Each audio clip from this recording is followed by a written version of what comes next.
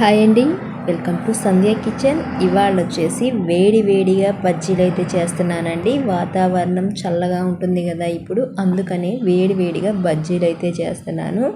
Taste కూడా చాలా బాగుంటుందండి. అరటికాయ బజ్జీ చేస్తున్నాను. సింపుల్గా ఇలాగా ట్రై చేసి చూడండి. ఈ కప్పుతో నేను 1 కప్పు దాకా శనగపిండి తీసుకుంటున్నాను. అదే కప్పుతో 1/2 కప్పు రైస్ ఫ్లోర్ తీసుకుంటున్నాను. రుచికి తగ్గట్టు సాల్ట్, కొద్దిగా పసుపు, 1/2 స్పూన్ కారం, 1/2 స్పూన్ గరం మసాలా పొడి, ఈటింగ్ సోడా కొంచెం వేస్తున్నానండి. ఈటింగ్ సోడా వేసుకోవడం వల్ల మనకి బజ్జీ అనేది బాగా పొంగుతుంది కాబట్టి కొంచెం ఈటింగ్ సోడా వేసుకుందాము. ఇందులోకి మంచి రుచిగా ఉండాలంటే వాము వేసుకోవాలండి. వాము వేసుకుంటే ఈ బజ్జీకి మంచి రుచి అనేది వస్తుంది. ఇప్పుడు ఈ మసాలా పొడులు కూడా కలిసిపోయేలాగా కలుపుకుందాము. ఇలా కలుపుకున్న తర్వాత ఇందులోకి నీళ్లు వేసుకొని కొంచెం చిక్కగా, పల్చగా కలుపుకోకూడదండి. బజ్జీ పిండి కొంచెం చిక్కగా కలుపుకోవాలి. అయితే ఫ్రెండ్స్, నేను చేసే వీడియోస్ కనుక మీకు నచ్చినట్టయితే లైక్ చేయండి, సబ్స్క్రైబ్ చేయండి ఫ్రెండ్స్, కొంచెం సపోర్ట్ చేయండి. అయితే ఈ పిండి అంతా మనం ఈ విధంగా కలుపుకోవాలి. ఇంకొంచెం నీళ్లు వేసుకొని కలుపుకోవాలి. ఇదిగోనండి, ఈ విధంగా కలుపుకుంటే సరిపోతుంది. దీంట్లోకి నేను సాల్ట్ సరిపోలేదని కొంచెం సాల్ట్ అయితే వేస్తున్నాను. ఈ పిండి మనం ముందుగా కలిపి పెట్టుకున్నామంటే మనం అరటికాయ అనేది పైన చెక్కు తీసిన తర్వాత నల్లపడిపోతుంది కదా, అలా కాకుండా ముందు పిండి కలిపి పెట్టేసుకున్నామంటే మనం అరటికాయ కట్ చేసుకొని స్లైసెస్గా కట్ చేసుకొని వెంటనే బజ్జీ అయితే వేసుకోవచ్చు.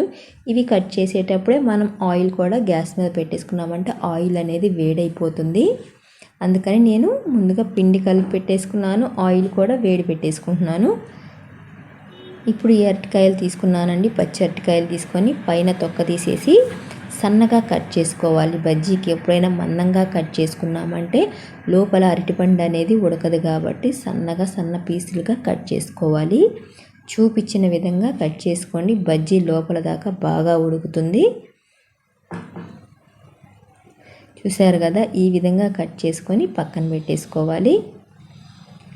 ఇలాగ వాతావరణం చల్లగా ఉన్నప్పుడు వేడి బజ్జీలు అయితే ట్రై చేయండి, చాలా బాగుంటాయి. 2 అరటిపళ్ళు అయితే ఈ విధంగా అయితే కట్ చేశాను. ఇంకొక అరటిపండు అయితే నేను చిన్న స్లైసెస్గా కట్ చేస్తున్నానండి. చూపించిన విధంగా కట్ చేస్తున్నాను. ఈ విధంగా కట్ చేసుకొని ఇవైతే మనం బజ్జీ పిండి ఉంది కదండి, పిండిలో వేసుకొని ఆయిల్లో ఫ్రై చేసుకోవడమే, ఎంతో ఈజీగా చేసుకోవచ్చు. ఇప్పుడు కలిపిన పిండి ఉంది కదా, ఇప్పుడు ఇందులోకి అరటిపండు స్లైసెస్ ఉన్నాయి కదా, ఇవి కూడా మనం పిండి పల్చగా కలుపుకున్నామంటే కారిపోతూ ఉంటుందండి. పిండి అనేది ఆయిల్లో అంత ఇదిగా పడిపోతూ ఉంటుంది. పిండి అనేది మందంగా కలుపుకుంటే అలా పడిపోకుండా చిక్కదనంగా బజ్జీకి కూడా బాగా పడుతుంది. ఇప్పుడు ఆయిల్ అనేది కాగిందో లేదో చూద్దాము. ఆయిల్ కాగిందండి. ఇప్పుడు బజ్జీ అయితే వేసుకోవచ్చు. మనము హై టు మీడియం ఫ్లేమ్లో పెట్టి చేసుకోవచ్చు. ఇదిగోనండి, ఈ విధంగా చేసుకుంటే మనకి బజ్జీలు కూడా చక్కగా ఫ్రై అవుతాయి.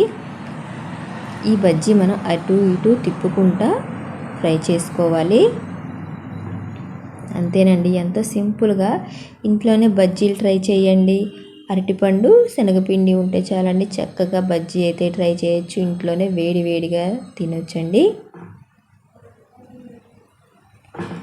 ఇది కాస్త ఫ్రై అయిన తర్వాత ఒక ప్లేట్లోకి అయితే తీసుకుందాము.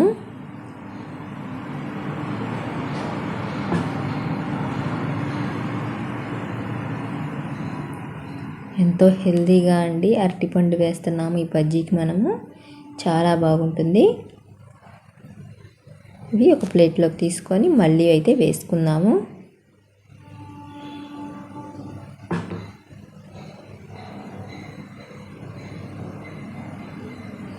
ఇప్పుడు చిన్నగా కట్ చేసుకున్నాము కదా, అవి కూడా వేసుకుందాము.